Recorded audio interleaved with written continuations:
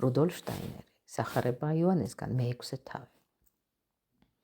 წინა ლექციაში უკვე ვახსენეთ ნიკოდემე, რომელიც როგორც ქრისტესთან მისი საუბრიდან ირკვევა, ერთგვარ ფიზიკური სხეულის მიღმიერ ზეგრძნობად აღქმას ფლობს.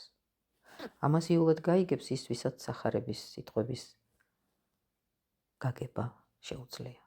ნიკოდემე ქრისტესთან მოდის ღამით. ესე იგი ცნობიერების ისეთ მდგომარეობაში, რომელიც არ საჭიროებს გარეგრძნობად ორგანოებს. არ შევჩერდები იმ ტრივიალურ განმარტებაზე, რითაც ჩვეულების სამეფო ცდილობენ ახსნან სიტყვა ღამით. სინამდვილეში აქ ლაპარაკია ადამიანის ხელმეორედ დაბადებაზე წყლიდან და სულიდან. მესამე თავის მეოთხე მოხსში ნიკოდემე ეკითხება ქრისტეს, როგორ შეიძლება დაიბადოს ადამიანი თუ კი იგი მოხუცია. ქრისტე პასუხობს, ჭეშმარიტად გეუბნები შენ, ვინც არ დაიბადება წყლიდან და სულიდან, ვერ შევაცათა სამეუფოში. კვლავ გიმეორებთ ამ რელიგიური დოკუმენტის ყოველი სიტყვა ოქროთ ფასობს. მტკიცედ უნდა გვახსოვდეს, რომ ეს ნათქვამი ერთი მხრივ სიტყვა სიტყვით უნდა მივიღოთ, მეორე მხრივ უნდა ვიპოვოთ და გავიგოთ ამ სიტყვების ზედმიწევნის ზუსტი აზრი. ნათქვამია, ასო კლავს სული ცხოველყოფს, მაგრამ ვინც ამას ამბობს, ხშირად უცნაურად განმარტავს ამ სიტყვებს. მისი აზრით ეს ნიშნავს, რომ ტექსტი საკუთარი ფანტაზიიდანაც შეიძლება აიხსნას. ამას საგნის სულს უწოდებენ, ხოლო ადამიანს, რომელსაც ვიდრე სულამდე მივიდოდეს, ტექსტის ზუსტი მნიშვნელობა აინტერესებს, ეუბნებიან, ჩვენ არ აგვესაქმება რა ასოებთან, ასო კლავს და ასე შემდეგ. ეს იგივეა, რომ ვთქვათ, საკუთრივ სული არის ცოცხალი, სხეული კი მკვდარი. დავამსხვრიოთ სხეული და სული გაცოცხლდება. ვინც ასე მსჯელობს, მან არ იცის, რომ სული თანდათანობით ვითარდება და რომ ფიზიკურ წიაღში აღქმულ მოვლენათა სულიერ სფეროში გადასატანად ადამიანმა სწორედ საკუთარი ფიზიკური სხეულის ორგანოები უნდა გამოიყენოს. ამრიგად, ჩვენ უპირველეს ყოვლისა უნდა შევიმეცნოთ ასო, ხოლო ამის შემდეგ შესაძლოა მოვკლათ კიდეც იგი. მსგავსად იმისა, როგორც სული წყდება ადამიანის სხეულს, როდესაც მთლიანად ამოწურავს მას. იოანეს სახარების სწორედ ეს თავი უდიდეს იდუმალებას მოიცავს. მისი არსობრივი აღქმა შესაძლებელია მხოლოდ იმ შემთხვევაში, თუ კი მზერას კაცობრიობის ევოლუციის სათავეებისკენ მივმართავთ. ჩვენ უნდა განვიხილოთ მიწიერი ევოლუციის პირველი ეპოქების ადამიანი, ხოლო რათა ასე ერთბაშად არ დაგამძიმოთ ადამიანის ამ ადრეული მდგომარეობის აღწერით, მოდით კიდევ ერთხელ გადავავლოთ თვალი ძველ ატლანტიდის ეპოქას. როგორც უკვე აღნიშნეთ, ჩვენი წინაპრები ატლანტიდის კატასტროფამდე, მსოფლიო წარღვნამდე, მოგონებათ ხარ, რომ შემორჩა თქმულებებს, ცხოვრობდნენ დასავლეთში. დღეისთვის უკვე არ არსებულ მატერიკზე, ამჟამად ატლანტიდის ფსკერზე, ატლანტიდის ოკეანის ფსკერზე და ძველ ატლანტიდას ვუწოდებთ.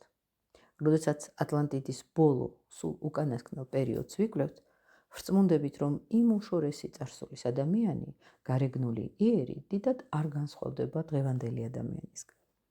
მაგრამ ატლანტიდის პირველი ეპოქების ადამიანის ფორმას, დღევანდელი ადამიანის ფორმასთან საერთო არაფერი აქვს. მოდით უფრო ღრმად შევიჭრათ წარსულში. ატლანტიდამდელი ადამიანი ცხოვრობდა ქვეყანაში, რომელსაც ლემურია ერქვა. ატლანტიდის მსგავსად ისიც კატაკლიზმის შედეგად დაიღუპა. ლემურია მიახლოებით სამხრეთ აზიას, აფრიკასა და ავსტრალიას შორის არსებულ ტერიტორიაზე იყო განფენილი. შეგიძლიათ დაგუგლოთ და ნახოთ, რუკებიც არის წარმოდგენილი. ლემურიის ხანის მკვლევარ ნათელმხილოს უპირველესად განაცვიფრებდა უზარმაზარი სხვაობა, ფიზიკური იერის თვალსაზრისით. უზარმაზარი სხვაობა მაშინდელსა და დღევანდელ ადამიანს შორის. ლემურიელთა და ასევე ძველი ატლანტების გარეგნობის აღწერა საჭიროდ არ მიმაჩნია. ვიტყვი მხოლოდ, რომ ლემურიის ადამიანი იმდენად განსხვავდებოდა თანამედროვე ადამიანისგან, რომ ყველა შემთხვევაში თუნდაც სავსებით ენდობოდეთ სულის მეცნიერებას, მისი აღწერილობა წარმოუდგენლად მოგეჩვენებათ. მაგრამ რათა გავიგოთ, რა განიცადა ადამიანმა მიწერი განვითარების პროცესში, ვალდებულნი ვართ თუნდაც წმინდად გარეგნულად აღწეროთ ლემურია. წარმოიდგინეთ, რომ თქვენი გრძნობათა ორგანოები თურთ, რაც ლემურიის სასრულ ან ატლანტიდის დასაწყის პერიოდში გადაინაცვლეთ და დედამიწის ზედაპირის სხვადასხვა ნაწილებს ათვალიერებთ და აკვირდებთ. არც ფიქრობთ, რომ იქ სადმე თანამედროვე ადამიანის გრძნობადი აღქმისთვის ხელმისაწვდომ არსებას წააწყდებით. იმ დროის ადამიანს ჯერ არ ჰქონდა ის ფორმა დღევანდელი მხედველობის ორგანოთი რომ აღიქმება. მართალია შეამჩნევდით დედამიწის ზედაპირის ცალკეულ გამკვრივებულ კერებს, ერთგვარ კუნძულოვან წარმონაქმნებს, მაგრამ დანარჩენი მისი ნაწილი კვლავ თხევად მდგომარეობაში იმყოფებოდა. ესე იგი, ან წყლით იყო დაფარული, ან ორთქლი ჰფარავდა. მაგრამ არც ეს კუნძულები იყო მთლად მკვრივი, როგორიცაა ჩვენი დღევანდელი დედამიწა. და წარმოადგენდა რბილ მასას, რომელშიც ცეცხლის ძალები ისეთნაირად მოქმედებდნენ, რომ იმდროინდელ ვულკანურ ამონაფრქვევთა შედეგად ეს კუნძულები ხან ქრებოდა, ხან ისევ აღმოჩნდებოდა წყლის ზედაპირზე. ერთი სიტყვით, იმ ეპოქაში დედამიწაზე ჯერ კვლავ ქმედითად ვლინდება ცეცხლის ელემენტი. ყველაფერი იცვლება, ყველაფერი დინებადია. მატერიკის ზოგიერთ უკვე საკმაოდ გაციებულ ნაწილებში დღევანდელ ცხოველთა გარეგნულად ერთობ უცნაურ გროტესკულ წინაპრებსაც შეხვდებოდით. ისინი ქვეწარმავლებს და ამფიბიებს წააგავდნენ. რაც შეეხება იმ ეპოქის ადამიანს, ფიზიკური სიმკვრივის უქონლობის გამო დღევანდელი თვალით მისი დანახვა შეუძლებელი იქნებოდა. ადამიანი უნდა გვეძებნა წყლისა და ორთქლის მასაში, სადაც იგი ერთგვარად ბლანტი და ძლივს შესამჩნევი დღევანდელი ზღვის ცხოველისებრ ცხოვრობდა და რაც უფრო ღრმად ვეშვებით ევოლუციის წიაღში, მით უფრო გაიშვიათებულსა და ორთქლის მაგვარს თხევად გარემოსთან შერწყმულს ვხედავთ ადამიანს, მისი თანდათანობითი გამკვრივება მხოლოდ ატლანტიდის ეპოქაში იწყება. ქმნადობის თანდათანობითი პროცესის კვალდაკვალ ადამიანიც მკვრივდება, ტოვებს წყალს და დედამიწაზე ეშვება. დიახ, გვიან დადგა ფიზიკურმა ადამიანმა ფეხი დედამიწის ზედაპირზე. ეშვება რა, წყალჰაეროვანი სივრციდან ადამიანი თანდათან კრისტალიზდება, თანდათან გამოეყოფა გარემომცველ ატმოსფეროს. ასეთი გახლავთ გარე აღწერილობა ადამიანისა, რომელიც შეიძლება ითქვას თითქმის და არ განსხვავდება თავის გარემოსგან, რადგან იმავე ელემენტებისგან შედგება, რაშიც თავად ცხოვრობს. და რაც მეტად ვღრმავდებით დედამიწის წარსულში, აღნიშნული სხვაობა ადამიანსა და მის გარემომცველ ატმოსფეროს შორის უფრო და უფრო უმნიშვნელო და შეუმჩნეველი ხდება. დავუბრუნდეთ დედამიწის საწყის მდგომარეობას. როგორც ვიცით, ჩვენი დედამიწა წარმოსდგა ძველი მთვარისგან, რომელსაც სიბრძნის კოსმოსს ვუწოდებთ. განვითარების გარკვეულ საფეხურზე არც ძველ მთვარეს გააჩნდა მკვრივი ელემენტი. და აქვე იმასაც შეგახსენებთ, რომ ჩვენი დედამიწის წინა ინკარნაციებში ფიზიკური პირობები სულ სხვაგვარი იყო. ავიღოთ ძველი სატურნის მდგომარეობა. ამაოა ვარაუდი, რომ იგი რაიმეთი მაინც წააგავდა ჩვენს დღევანდელ დედამიწას. რომ იგი იყო მთები, რომლებზეც ახვიდოდი, ან ხეები, რომლებზეც აცოცდებოდი, მსგავს ვერაფერს ნახავდით.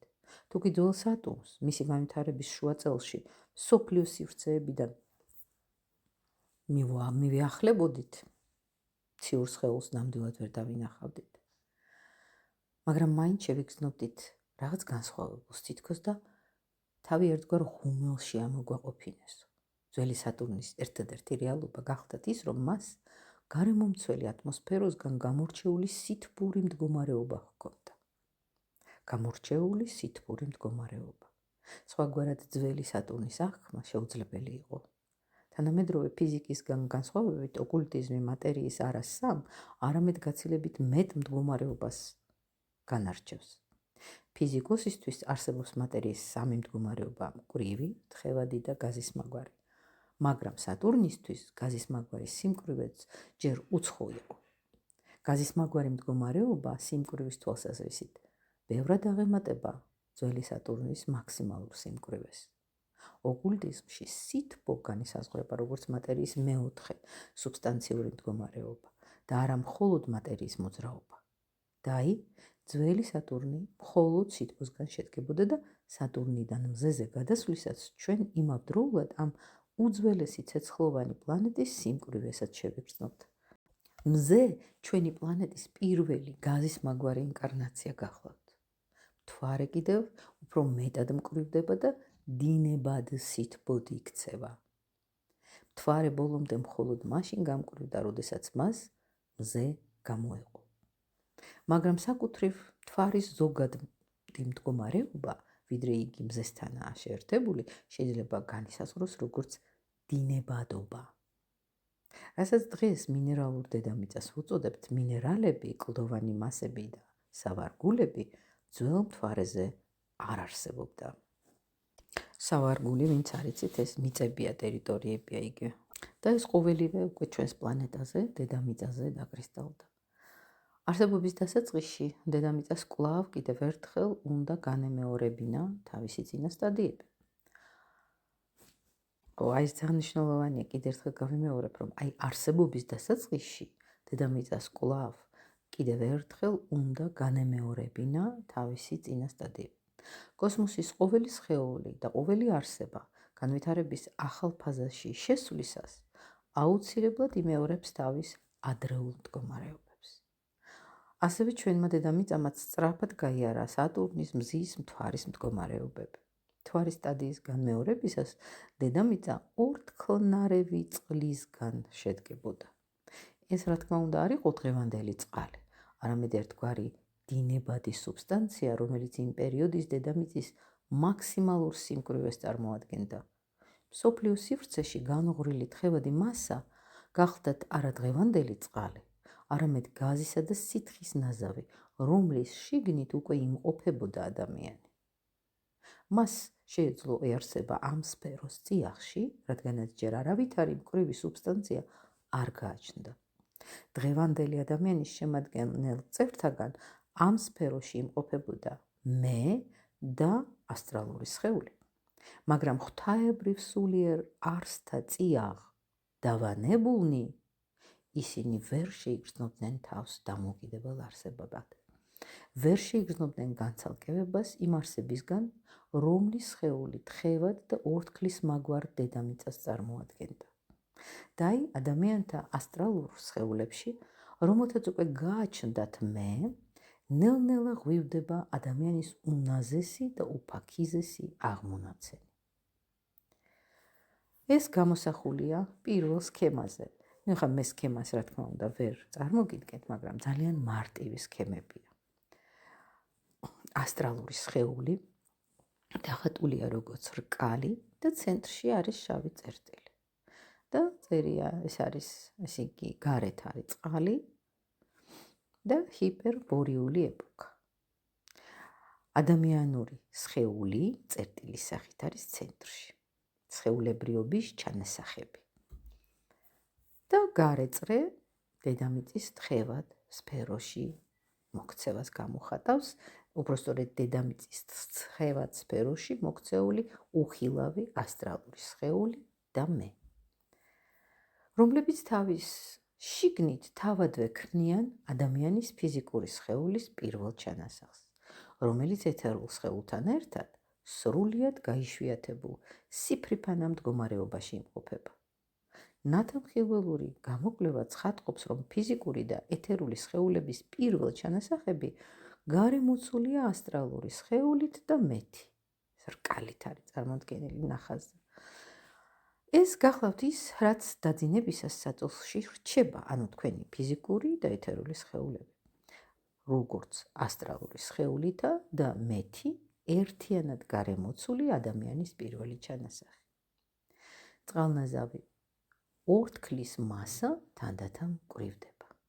ასტრალური სხეული და მე ყოველ მხრივ სტიმულირებენ თხევად დედამიწაში ადამიანის პირველ ჩანასახების შთანერგვის პროცესს. ცხოველთა და მცენარეთა განვითარებაზე დაკვირვება ჯერჯერობით შეუძლებელია. თვალსაჩინოა მხოლოდ წყლის გამკვრივება, რის მეშვეობითაც იქმნება წყალი და ჰაერი, ანუ თავდაპირველადი წყლისა და ჰაერის ნარევი. წყლად და ჰაერად იყოფა. აი ეს არის ძალიან მნიშვნელოვანი, რომ ესე იგი ხდება წყლის გამკვრივება, რის მეშვეობითაც იქმნება წყალი და ჰაერი, ანუ თავდაპირველადი წყლისა და ჰაერის ნარევი წყლად და ჰაერად იყოფა. ამან თავის მხრივ ადამიანის ფიზიკური და ეთერული სხეულების შემდგომი გამკვრივება განაპირობა და როგორც კი წყალი გამოეყო ჰაერს, ეთერული სხეულიც ჰაერის მაგვარი გახდა. ესე იგი თავის თავში ცეცხლის ელემენტი მიიღო. მაშასადამე, საერთოდ როდესაც რაღაცის გარდაქმნაზეა ლაპარაკი, იქ ყოველთვის შემოდის ცეცხლის ელემენტი. ესე იგი, ოდესღაც წყლის მაგვარი ჰაერის მაგვარი ხდება. და იმიერიდან ფიზიკურ, ეთერული, ადამიანური ჩანასახი, რომელსაც ასტრალური სხეული და მე გარემო იცავენ, ცეცხლით გამსჭვალული ჰაერისგან შედგება და ეს ყოველივე მოძრაობს იმაში, რაც წყლიდან შემორჩა. ამრიგად ადამიანის ჩანასახი მონაცვლეობით ხან წყალში ეშვება, ხან ჰაერში ითქმება. ახლა მე მინდა დავამატო ჩემგან აი ეს მომენტი, რომ შეიძლება იფიქროთ, რომ ბიბლიაში ხო არის, რომ ჯერ ცხოველებთა სამყარო, მცენარეთა სამყარო და მერე იქმნება ადამიანი ბოლოს, ხო? და აქ თითქოს ეწინააღმდეგება ხო ბიბლიას, მაგრამ აქ უნდა გავითვალისწინოთ ის, რომ შტაინერის მიხედვით ადამიანი არ არის მხოლოდ ბიოლოგიური ევოლუციის შედეგი. რომ ადამიანის ფორმირებაში მონაწილეობს სულიერი იერარქიები, კოსმიური ცნობიერება, მეს განვითარება. ანუ ევოლუცია არსებობს, მაგრამ იგი ერთდროულად სულიერიცაა და ფიზიკურიც. ადამიანი ეტაპობრივად იქმნება სხვადასხვა ეპოქაში, ლემურიული, ატლანტიდური, შემდგომი ციკლების გავლით. ანუ შტაინერი რას ცდილობს, რომ შეათანხმოს ევოლუციის იდეა და სულიერი წარმოშობის იდეა. ამიტომაც მის მიდგომას ზოგჯერ უწოდებენ ეზოტერულ ევოლუციონიზმს, ან სულიერ კოსმოგონიას. და ეს სულაც არ არის ეს ტრადიციული კრეაციონიზმი. იმიტომ კლასიკური კრეაციონიზმი ამბობს რას, რომ ღმერთმა ადამიანი ერთხელ და უცვლელად შექმნა. შტაინერი კი ამბობს, რომ ადამიანი კოსმიურ სულიერი განვითარების პროცესის ნაყოფია. ანუ შტაინერისთვის შექმნა, კრეაცია არის მუდმივი პროცესი და არა ერთჯერადი აქტი შექმნის. ამას მოსდევს უკვე მეორე ნახას მე აღარ განვიხილავ, პირდაპირ ტექსტს ავიკითხავ და წარმოსახვაში ძალიან ისეთი მარტივი ნახაზებია. ამრიგად, რასაც დღეს ადამიანი დაძინებისად საძოლში ტოვებს, ფიზიკურ სხეულს და ეთერულ სხეულს, იმ პერიოდისთვის არის რა? ცეცხლით გამსჭვალული. ჰაერის მდგომარეობამდე გამკვრივებული. ყოველ ასეთ ცეცხლოვან ადამიანს ჰქონდა ასტრალური სხეული და მე, რომლებიც ჯერ ისე მთლიანად ღვთაებრივ წიაღში იმყოფებოდნენ. ესე იგი, არ გააჩნდათ განკერძოებული მეს შეგრძნება. თქვენ უნდა სიღრმისეულად ჩაუკვირდეთ ზემო ნათქვამს, რომელიც დღევანდელი მიწიერისგან იმდენად განსხვავებულ მდგომარეობებს აღწერს, რომ გასაგებიცაა თუ კი ერთი შეხედვით დაუჯერებელ თავზარ დამცემ გაუგებრობად მიიჩნება. ეგები კითხოთ კიდეც, რა ცეცხლია ეს, რითაც ერთგვარად გამსჭვალულია იმ ეპოქის ჰაერი. ცეცხლი ადამიანი მაშინ რომ ფლობდა, ახლად ჩვენშია, ჩვენ სისხლში პულსირებს, ეს არის ჩვენი სისხლის სითბო. ასევე ჩვენს ორგანიზმში ცხოვრობს უძველესი ჰაერის ნარჩენებიც. ჩასუნთქვა ამოსუნთქვისას თქვენს მკვრივ სხეულში შეკრავთ და გამოყავთ ჰაერი. ღრმა სუნთქვის დროს ჰაერი სისხლში შედის და ამით სითბოს იძენს. წარმოიდგინეთ, ეს ჰაერი თელს რომ სჭვალავს და ყველგან აღწევს. ახლა კი თქვენს წარმოდგენაში ორგანიზმს ყოველივე თხევადი და მკვრივი გამოაცალეთ და შეეცადეთ განიცხადოთ, რაც ამის შედეგად შეგრჩებათ. ანუ ადამიანი, რომელმაც ესაა მთელი ძალით ჩაისუნთქა და მთელი თავისი ორგანიზმი ჟანგბადით აავსო და აი თქვენს წინაშეა ჰაერისგან შემდგარი ადამიანის მაგვარი ფორმა. ჰაერმა, რომელიც ადამიანი გამსჭვალა, ადამიანის სხეულის კონტურები მიიღო და სითბოთი გამსჭვალული ჰაერით ჩამოქნილი ერთგვარი აჩრდილის მსგავსი სხეული წარმოქმნა. ანუ იმ შორეულ წარსულში ადამიანს არ გააჩნდა თავისი დღევანდელი სახე. როგორი იყო იგი? ადამიანის ფიზიკურ და ეთერულ სხეულებს გარემო მოიცავდა ასტრალური სხეული, რომელშიც იმყოფებოდა მე. ასე გრძელდებოდა ატლანტიდის ეპოქამდე. ვინც ფიქრობს, რომ ატლანტიდის პირველ ხანებში ადამიანი დედამიწაზე ისევე დასეირნობდა, როგორც დღეს, ღრმად ცდება. ადამიანები ისისაა ჰაეროვან სფეროთაგან მატერიის შედარებით მკვრივ სფეროებში დაეშვნენ. ცხოველთაგან იმ დროს მხოლოდ ის სახეობები არსებობდა, რომლებიც ფიზიკურში განსხეულებას არ დაელოდნენ. შედეგად მათი განვითარება შეჩერდა, რადგანაც დედამიწა ჯერ არ იყო სათანადოდ მოწიფებული, რათა ისინი საჭირო მასალით უზრუნველყო. ცხოველები არ დაელოდნენ მატერიაში განსხეულებისთვის საჭირო დროს და დაბალი საფეხურის ფორმებში დარჩნენ. ამის შემდეგ ადამიანის ფიზიკურ სხეულში განცალკევდა ჰაერი, სითბო და სხვა დინებადი ელემენტები, ესე იგი, ოკულტური გაგებით იგი წყლის ადამიანი გახდა. მაგრამ ადრეც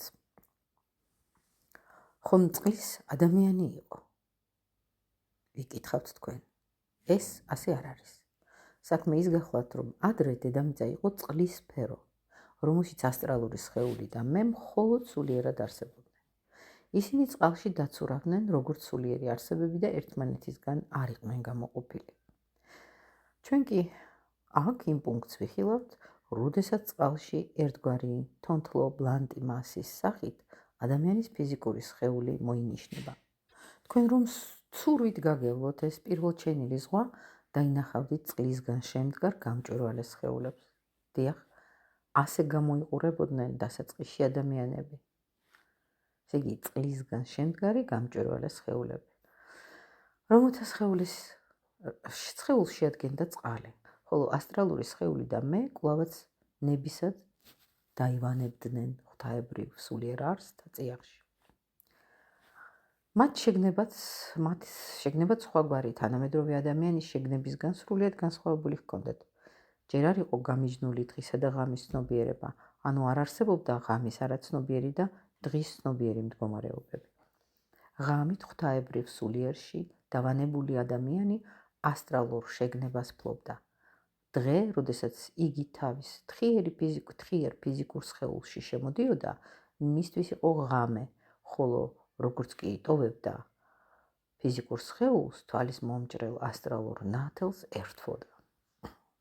დილით ფიზიკურ სხეულში შემოსვლისთანავე ეს ნათელი ინქრეოდა და ადამიანი ერთგვარ არაცნობიერ მდგომარეობაში იძირებოდა. დროთა ვითარებაში ადამიანის ფიზიკურ სხეულში უფრო და უფრო მკაფიოდ დაინაგვთა დღევანდელი ფიზიკური ორგანოები. ადამიანი ნელ-ნელა ეჩვევა გარეხედვას. დღის ცნობიერება უფრო მეტ მკაფიობას იძენს და ამით თანდათან ღვთაებრივი წიაღიდან ამოდის. ღვთაებრივისგან თავისუფლდება. მაგრამ ადამიანი მხოლოდ ხრტილების გამაგრების შემდეგ ატლანტიდის შუა ხანაში გამკვრივდა იმდენად, რომ ძველ ხორციელ არსებად იქცა. პარალელურად მკვრივდება მთელი დედამიწის ზედაპირი და ადამიანი დედამიწაზე ეშვება. ამან კიდევ უფრო მეტად დაბინდა შეგნება, რომელიც მას ღვთაებრივ სულიერ სამყაროებში ჰქონდა. ემზადება რა იმისთვის, რათა გახდეს დედამიწის სრულუფლებიანი მკვიდრი, ადამიანი მეტი ყურადღებით აკვირდება გარე სამყაროს ატლანტიდის ეპოქის ბოლო მესამედში. იგი თავისი იერით უკვე საკმაოდ ახლოსაა თანამედროვე ადამიანთან. ესე იგი, ატლანტიდის ეპოქის ბოლო მესამედში უახლოვდება თანამედროვე ადამიანის იერს. აი ასე დაეშვა ადამიანი იმ სფეროთაგან, რომლებიც ჩვენ როგორც წყლისა და ორთქლის, წყლისა და ჰაერის და ასე შემდეგ სფეროები ისე გავსაზღვრეთ. წყალ-ჰაეროვან სფეროებში ყოფნისას ადამიანი ასტრალური აღქმის ნათელ მკაფიო უნარს ფლობდა, რამე თუ ფიზიკური სხეულიდან გამოსვლისთანავე უმალ ღმერთებთან ჩნდებოდა ხოლმე. მაგრამ ფიზიკური სხეულიდან გამოსვლისთანავე უმალ ღმერთებთან კი ჩნდებოდა, მაგრამ ფიზიკური სხეულის გამკვრივების შედეგად იგი ასე ვთქვათ ნელ-ნელა დაშორდა ღვთაებრივ სუბსტანციას. აღაშენებდა რა თავის ფიზიკურ გარსს, იგი იმავდროულად თმობდა თავის წყალჰაეროვან იერს და ნელ-ნელა ღვთაებრივ სუბსტანციასთან კავშირიდანაც თავისუფლდებოდა. წყლისა და ჰაერისგან შემდგარი ადამიანი მაღლა ღმერთებთან მყოფობდა და ღვთაებრივ ცხოვრებაში ერთიანად ჩართული ვეღარ ანვითარებდა თავის მეს. ეხლა პატარა ჩანართი, ეს უკვე ჩემგან, რომ შტაინერისთვის ეს დაბადება ბიბლიური, სიმბოლურია და კოსმიური ტექსტია. ეს დღეები იგულისხმება ცნობიერების ეპოქები. ადამიანის შექმნა მხოლოდ ფიზიკურ სხეულს არ ეხება. ამიტომ როცა შტაინერი ამბობს, რომ ადამიანი გარკვეული აზრით ცხოველებზე ადრე არსებობდა, ის ჩვეულებრივ რას გულისხმობს, რომ ადამიანის სულიერ არქეტიპს გულისხმობს, ადამიანურ მეს, ან კოსმიურ პირველ სახეს და არა თანამედროვე ბიოლოგიურ ადამიანს. ბიბლიის პირდაპირ ტექსტში კი ჯერ იქნება ცხოველები, შემდეგ ადამიანი, ხო, ეს Genesis, Book of Genesis დაბადება პირველი თავი. ამიტომ თუ სიტყვით შევადარებთ, დიახ, გარკვეული ესეთი დაძაბულობა არსებობს, მაგრამ ბიბლიის ტექსტს აქვს გარეგანი და შინაგანი დონე. გარეგან დონეზე ჩანს ქრონოლოგია, მაგრამ შინაგან დონეზე ადამიანი როგორც სულიერი არსება წინ უსწრებს ფიზიკურ ბუნებას. აი ამაშია საქმე და ეს იდეა ნაწილობრივ გავს პლატონურ აზრსაც, რომ იდეა მატერიაზე ადრე არსებობს. აი ეს ანთროპოსოფიურ კოსმოგონიაში ჯერ არსებობს კოსმიური ადამიანი, შემდეგ ხდება მისი თანდათანობითი ჩამოსვლა მატერიაში და ცხოველები ხშირად აღწერილია როგორც ადამიანის ცალმხრივად ესეთი გაყინული ხაზები. სწორედ ეს ნაწილი მიაჩნდა ბევრ თეოლოგს პრობლემად, რადგან ტრადიციულ ქრისტიანობაში ადამიანი და ცხოველი ცალკე ქმნილებები არიან და არაერთი კოსმიური პროცესის სხვადასხვა განშტოება. ფრანცის ასიზელი ცხოველებს უწოდებს ძმებს და დებს. მე კი მომწონს ჩვენი პატარა თანამგზავრები. რუსებს აქვთ გამოთქმა, ხო, ბრატა ნაში მინშიო ცხოველებს. ხო, ახლა ვაგრძელებ მე-6 თავის კითხვას. მაშესადამე ზემო აღწერილი განვითარების აზრი ასეთნაირად უნდა დახასიათდეს. როდესაც ადამიანი ღმერთებთან იმყოფებოდა, მისი ფიზიკური და ეთერული სხეულები წყალჰაეროვანი იყო და ამჟამინდელ მატერიალურობამდე მხოლოდ თანდათან დედამიწის გამკვრივების კვალდაკვალ გამკვრივდა. ესე იგი, ეს ძალიან მნიშვნელოვანია, რომ ჩვენი ფიზიკური და ეთერული სხეულები ოდესღაც იყო წყალჰაეროვანი. ადამიანმა გაიარა მატერიაში დაშვების ზემო აღწერილი გზა და ახლა იგი კვლავ რას აკეთებს ჩვენი სხეულები? ზეის სწრაფვის, ხო? გაცნობიერა და შეინივთა რა ის, რაც შეიძლება მკვრივ მატერიაში გაცნობიერდეს, ან ამიერიდან იგი კვლავ განიმაღლებს სფეროში, სადაც მისი ფიზიკური სხეული კვლავ წყლისა და ჰაერის მიერ იქმნება. ადამიანმა აუცილებლად უნდა გააცნობიეროს, რომ მისი ჭეშმარიტი ყოფიერება, რამე თუ თავისი ცნობიერებით კვლავ ღმერთებთან შერთვა სურს ადამიანს, ხო? იმ სფეროებში წარედინება, საიდანაც იგი წარმოიშვა. ეს არის მისი ჭეშმარიტი ყოფიერება. ადამიანი წყლისა და ჰაერისგან გამკვრივდა და კვლავ წყლად და ჰაერად უნდა იქცეს. ამ მდგომარეობის განხორციელება მას ჯერჯერობით მხოლოდ სულიერად შეუძლია. ეს ნიშნავს, რომ იგი თავის ცნობიერებაში მომავალი სხეულებრიობის შინაგან წარმოდგენას ამკვიდრებს. ესე იგი, თავის ცნობიერებაში მომავალი სხეულებრიობის შინაგან წარმოდგენას ამკვიდრებს. როცა ადამიანი მიაღწევს ამ ცნობიერებას, მისი მიწიერი მისია აღსრულდება.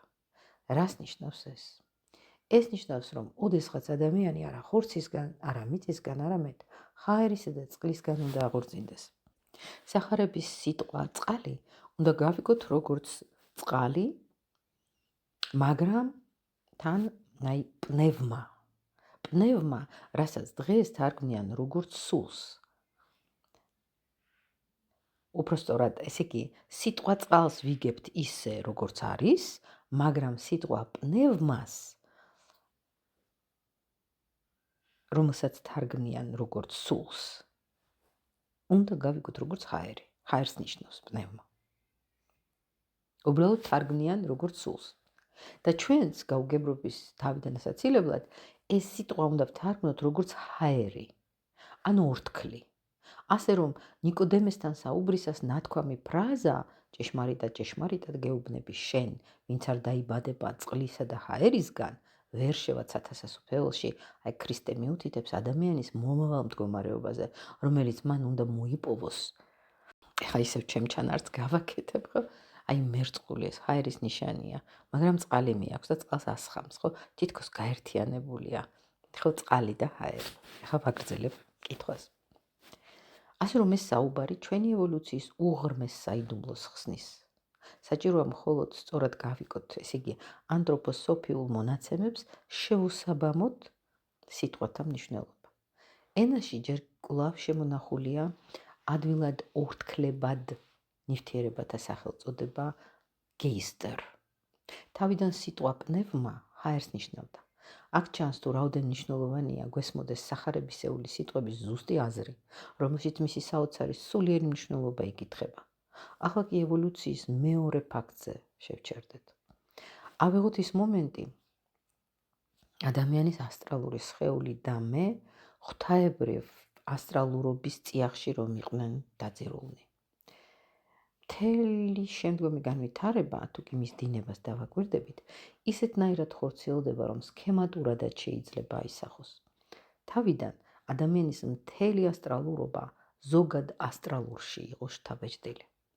იმ პროცესების გზით, ზემოთ რომ აღწერეთ, ერთგვარი გარსების სახით ფიზიკური და ეთერული სხეულები წარმოიქმნენ. შედეგად, ცალკეული ადამიანები, როგორც ერთგვარი ნაწილები, წყდებიან ზოგად ასტრალურობას.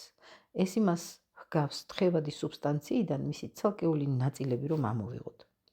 ფიზიკური სხეულის ჩამოყალიბების პროცესთან პარალელურად ცალკეული ადამიანის ცნობიერების ღვთაებრივ ცნობიერებისგან გამოცალკავების პროცესი წარმოებს. ასე რომ ჩვენ ხედავთ, როგორ თანდათან წარმოიქმნებიან ფიზიკურ გარსში მოქცეული ცალკეული ადამიანური ინდივიდუალობები, რომლებიც ტოვებენ, გამოეყოფიან ზოგად ასტრალურობას. აქ ძალიან მნიშვნელოვანი ფრაზაა, რომ მიდის ცალკეული ადამიანის ცნობიერების, ღვთაებრივ ცნობიერებისგან გამოცალკავება. ესე იგი, ფიზიკური სხეულის ჩამოყალიბების პროცესთან პარალელურად მიდის ცალკეული ადამიანის ცნობიერების, ღვთაებრივ ცნობიერებისგან გამოცალკავება. აგრძელებ ახლა. ამგვარად ქმნადობის საზღაური ადამიანმა ასტრალური ცნობიერების დაბინდვით უნდა გაიღოს. ადამიანი უფრო და უფრო თმობს ძველ ნათელ მხილველურ ცნობიერებას, მაგრამ სამაგიეროდ თავის ფიზიკური გარსის გამჭოლ ფიზიკური პლანის ხილვა შეუძლია. აი ასე წარმოიქმნება ადამიანის მეს მატარებელი დამოუკიდებელი ინდივიდუალური შიდა არსი. როდესაც დღევანდელ მძინარე ადამიანს ვაკვირდებით, ვხედავთ ფიზიკურ და ეთერულ სხეულებს, ანუ იმას, რაც ამ გარსებიდან გამკვრივების პროცესში წარმოიქმნა. ხოლო რაც კიდევ უფრო ადრე ზოგად ასტრალურობას გამოეყო, ყოველ ღამე კვლავ ბრუნდება, რათა ერთიან ღვთაებრივ სუბსტანციაში განაახლოს თავისი ძალები. მაგრამ ბუნებრივია ადამიანი მას უკვე ვეღარ ეხება ისეთივე ძალით, როგორც ადრე, თორემ დღესაც ნათელმხილველი იქნებოდა. ადამიანი ინარჩუნებს თავის დამოუკიდებლობას. ეს დამოუკიდებელი ინდივიდუალობა ჩამოყალიბდა მიწიერი ევოლუციის პროცესში.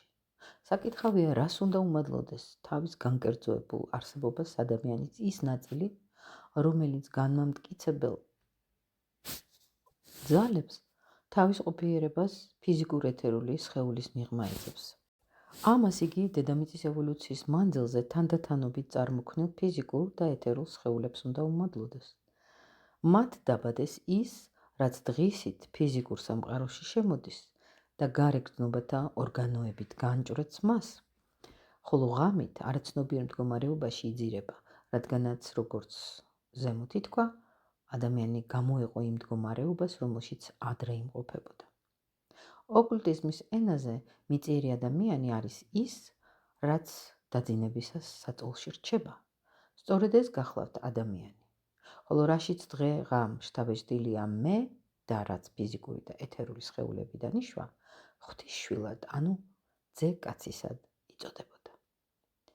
ძე-კაცისა გახლავთ დედამიწის ევოლუციის პროცესში ფიზიკური და ეთერული სხეულებიდან დაბადებული მე და ასტრალური სხეული. ესე იგი, კიდევ ერთხელ გავიმეოროთ, რომ ოკულტიზმის ენაზე მიწიერი ადამიანი არის ის, რაც დაძინებისას საწოლში რჩება. ეს არის ადამიანი, ანუ რა, ესე იგი, ფიზიკური და ეთერული სხეული. ხოლო რაშიც დღე და ღამე შთაბეჭდილია ეს მე, რომელიც იშვა ფიზიკური და ეთერული სხეულებიდან, ეს უკვე არის ღვთისშვილი.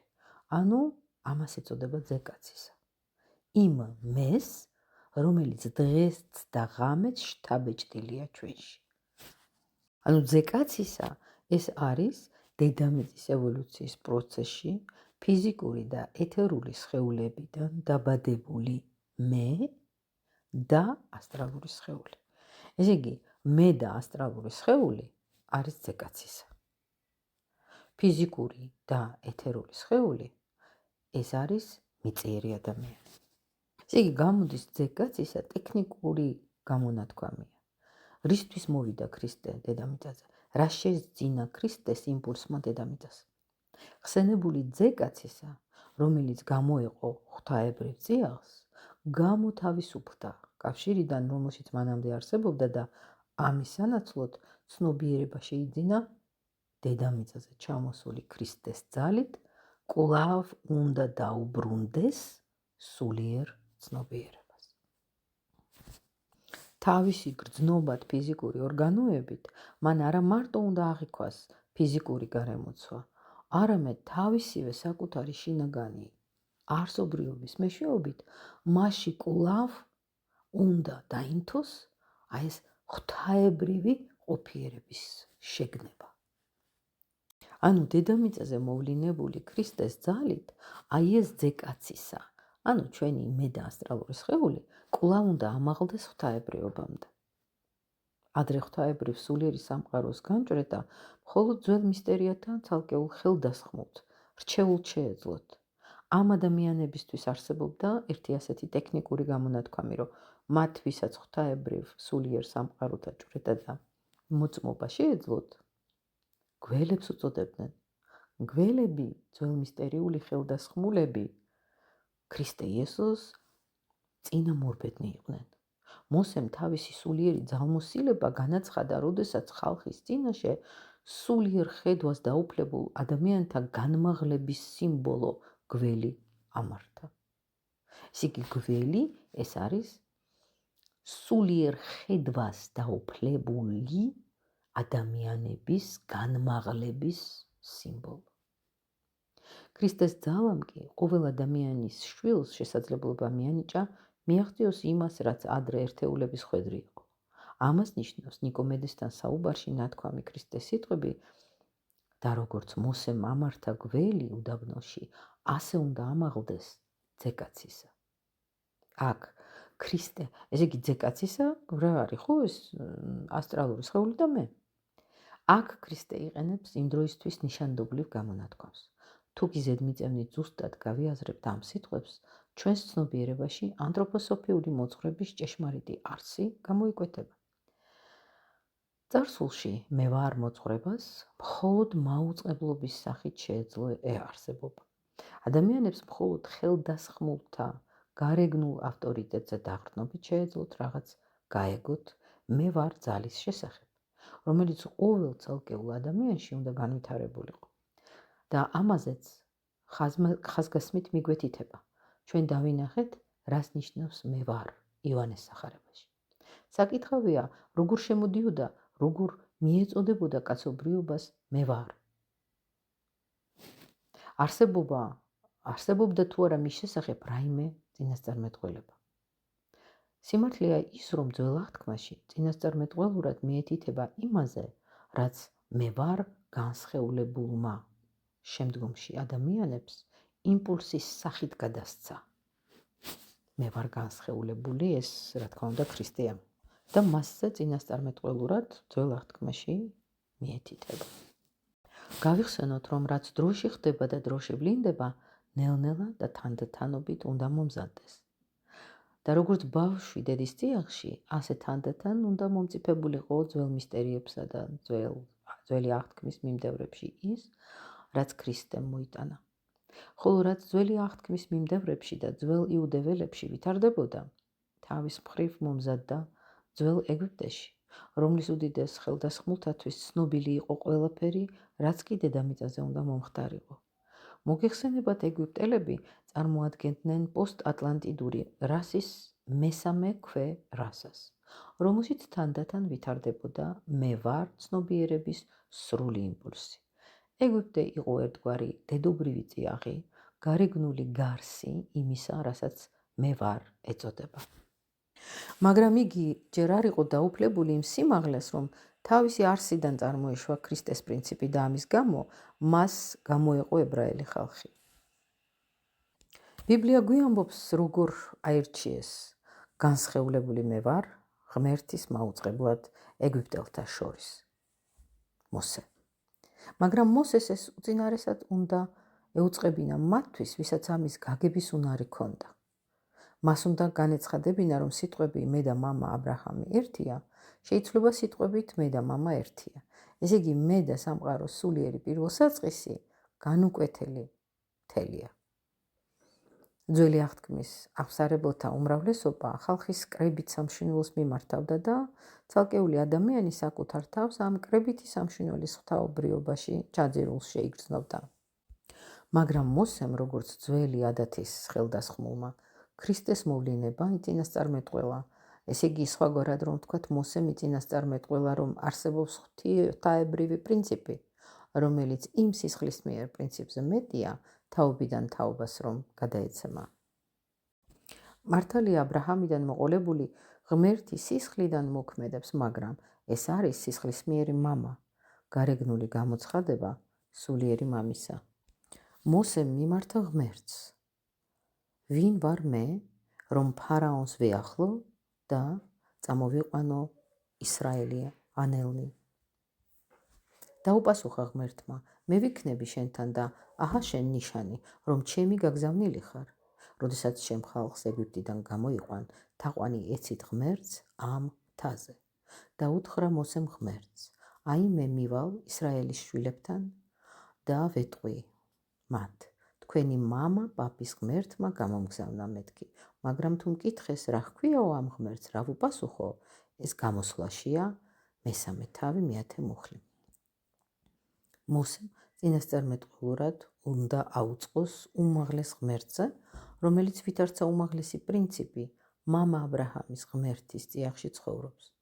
რა ჰქვია მას? ღმერთი ეუბნება მოსეს, მე ვარ, მე ვარ. აქ ცხადდება უდიდესი საიდუმლო სიტყვისა, შემდგომ ქრისტე იესოში რომ განსხეულდა.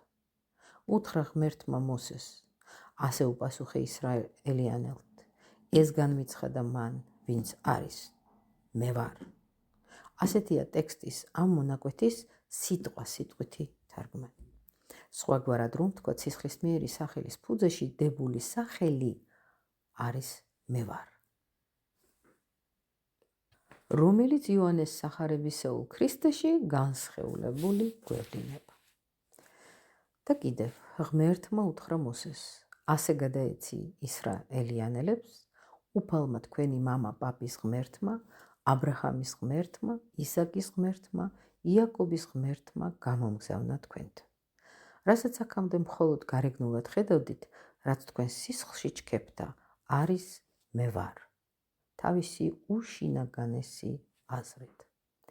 ამას განაცხადებს თავის თავზე ის, რაც მსოფლიოში ქრისტე იესოს მეშვეობით შემოდის. ჩვენ გვესმის ლოგოსის სახელი, გვესმის მისი, ვინც მოსეს უცხადებს მე ვარ, მე ვარ. ანუ მე ვარ და ბრჭყალებში მე ვარ. აქ ლოგოსი თავის სახელს გვიცხადებს. აქ გვაუწყებს იგი იმას, რასაც ჯერ გონებით, ინტელექტით უნდა ჩავთვლეთ და რაც შემდგომში დედამიწას მოევლინება, როგორც ქრისტე იესოში განსხეულებული ლოგოსი.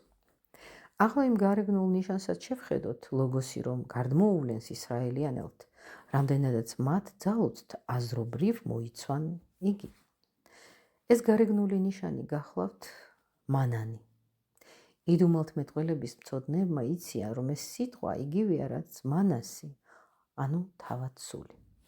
ასე ღვივდება მე შეგნებას დაუფლებულ კაცობრიობაში თავად სულის პირველი ჩანასახები. მაგრამ რაც თვით მანასში ცოცხლობს და ვითარდება, სხვაგვარადაც შეიძლება განისაზღვროს. ეს არის არა მარტო ის, რასაც შეიძლება ელოდე, არამედ ძალა, რომელიც უშუალოდაც შეიძლება აღიქვა. როდესაც ლოგოსი მხოლოდ და მხოლოდ აცხადებს თავის სახელს, იგი შეიძლება გაიგო, გონებით მიწვდე, მაგრამ როდესაც ლოგოსი სისხლხორციელდება და კაცობრიობაში შემოდის, მაშინ იგი არის ადამიანზე ზეგარდმოვლენილი ძალოვანი იმპულსი, რომელიც ცოცხლობს როგორც არაოდენ მოძღვრება ან ცნება, არამედ მთელ სამყაროში განფესვილი იმპულსი. დამგზნები იმ ძალისა, რომელსაც შეიძლება ადამიანიც დაეზიაროს. მაშინ იგი თავის თავს უწოდებს არა მანანს, არამედ სიცოცხლის პურს, რაც ბუდჰის, ანუ სიცოცხლეს სულის ტექნიკური სახელწოდებაა. ამრიგად სულის მიერ გარდაქმნილი წყალი სიმბოლურად აღქმული სამარიელი ქალისთვის და პური სიცოცხლისა, ადამიანის სიცოცხლეში ჩაღვრილი, ადამიანზე გარდმოვლენილი ბუდჰის, ანუ სიცოცხლეს სულის პირველი მაუწყებლობაა. შემდგომ მიმოხილვაში ამას კვლავ დავუბრუნდებით. ეხლა ამ თავის ბოლოს პატარა ჩანართს გავაკეთებ და ვისაც გეყოთ მოთმინება აქამდე, გავიხსენოთ ის კლასიკური სამეული. თავად სული, spirit self, ანუ მანასი, სიცოცხლეს სული, life spirit, ბუდჰი და მესამე, სული ადამიანი, spirit man, ანუ ატმა. ეს არის ადამიანის სულიერი განვითარების საფეხურები და ერთმანეთის გაგრძელებაა, მაგრამ მაინც სხვადასხვა სიღრმეს ეხება. მე მაგალითად ესენი მახსენებენ სამ პლანეტას: მერკიურის ჩვენ გონებას, ვენერას ჩვენს გრძნობებს და ემოციებს და მარს ჩვენს ნებელობას. ეხლა თავად სული, spirit self, ანუ მანასი, პირველ რიგში გარდაქმნის რას? აზროვნებას და ცნობიერებას. ესე იგი, როცა ჩვენ ჭეშმარიტების აღქმას ვიწყებთ უკვე შინაგანი სულიერი ხედვით. ეს თავად სული, მანასი და სიცოცხლის სული უკვე ბუდჰი უფრო ღრმად გარდაქმნის სიცოცხლის ძალებს, ჩვევებს, ტემპერამენტს. თავად აი ბუნებრივ ორგანიზმს, ჩვენ ჩვევებს ხო. თავად სული, ანუ მანასი. ეს არის მდგომარეობა, როცა ვამუშავებთ საკუთარ დაბალ ბუნებას. ანუ აზროვნება ნათლდება ჩვენი. და ჭეშმარიტება მხოლოდ გარედან აღარაა ნასწავლი. შინაგანი მე იწყებს სამშვენველის გარდაქმნას და მთავარი ინსტრუმენტი აქ არის ცნობიერება. ეხლა სიცოცხლეს სული, ბუდჰი, ეს უფრო მაღალი ეტაპია. როდესაც გარდაქმნა ხდება არა მხოლოდ ფიქრის და გონების, არამედ თავად სიცოცხლის ეთერული ძალების, ემოციების და გრძნობების, ჩვენი ბუნებრივი რეაქციების. ან ბუნებრივ რეაქციებსაც კი წმენს ეს სული. ანუ ჩვენთვის სიყვარული და სიკეთე ხდება თავისთავადი, სპონტანური, ბუნებრივი. ანუ სული აქ მოქმედებს თვითონ სიცოცხლის დინებაში. ეხლა თუ მანასში, თავად სულში, ადამიანი ჯერ კიდევ მუშაობს საკუთარ თავზე, სიცოცხლის სულში გარდაქმნა მიდის უკვე იმ დონეზე, რომ ეს უკვე გარდაქმნა ადამიანის ბუნებად იქცევა. თავად სული ბუნებრივი ალქიმიკოსია და სიცოცხლის სული ცოცხალი მზის სითბო ადამიანში. ესე იგი, თავად სული, რომელიც მე მანასი, რომელსაც ეწოდება და მაგონებს მერკიურის, ხო? ჩვენს გონებას. ის არის ბუნებრივი ალქიმიკოსი, ჩვენი გონება. სიცოცხლის სული, რომელიც ვენერას მაგონებს, ხო? ცოცხალი მზის სითბო ადამიანში. რა არის ვენერა, ხო? ეს ღვთიური საყოველთაო სიყვარული. აი სწორედ ეს მე გარდაქმნის ასტრალურ სხეულს, აი ამ მერკიურის და ვენერას საშუალებით და იბადება თავად სული. ეს უკვე ატმაა. ესე იგი, ეს მე გარდაქმნის ეთერულ სხეულს, იბადება სიცოცხლე სული. მე შემდეგ გარდაქმნის ფიზიკურ სხეულს და იბადება სული ადამიანი, ანუ spirit man, ანუ ატმა. ესე იგი, როცა მე უკვე მუშაობს ფიზიკურ სხეულს. თავად სულსა და სიცოცხლე სულს შორის განსხვავება იცით რა არის, რომ აი რას გარდაქმნის ადამიანის მე, აი ეგ არის განსხვავება. იმიტომ რომ პირველი სულიერი გარდაქმნა თავად სულია, ანუ spirit self. მანასია. როცა მე გარდაქმნის სურვილებს, ემოციებს, ინსტინქტებს, ასტრალურ ბუნებას, და რა ხდება, რომ ეს ფიქრები უფრო ჭეშმარიტი ხდება, გრძნობები უფრო სუფთა ხდება, სურვილები შეგნებული და ეს ეტაპი დაკავშირებულია ზუსტად შინაგან დისციპლინასთან, სიმართლის ძიებასთან, სულიერ ცნობიერებასთან, იმიტომ თავად სული არის მაშინ, როცა სული უკვე ემორჩილება უმაღლეს მეს და არა მხოლოდ ემოციებს. სიცოცხლე სული, life spirit, უფრო ღრმა და მაღალი გარდაქმნა. უკვე აქ მე გარდაქმნის სიცოცხლის ძალებს, ჩვევებს, ტემპერამენტს, ეთერულ სხეულს, სიკეთე და სიყვარული, ცდილობა კი აღარ არის. ბუნება ჩვენს ბუნებად იქცევა. აბა არ გავს ახლა ეს პლანეტა ვენერას? ახლა თავად სულში მერკიურიში, ხო, აი ამ მანას, რასაც ეძახის შტაინერი და ვედურ კულტურაშიც არის ეს სიტყვა. კიდევ საკუთარ თავს ვებრძვით თავად სულში. და სიცოცხლე სულში, აი ბუდჰიში, ხო, უკვე ჰარმონია. სიცოცხლის დინებაში გვიჩნდება უკვე. და თავად სული ეს უკვე არის ატმა, ხო, ასტრალური სხეულის გარდაქმნა. არა ბუდიში, თავად სული მერკიურია. ასტრალური სხეულის გარდაქმნა. სიცოცხლე სული ვენერა, ხო, ეთერული სხეულის გარდაქმნა. და სული ადამიანი უკვე ფიზიკური სხეულის გარდაქმნა, ეს არის ატმა.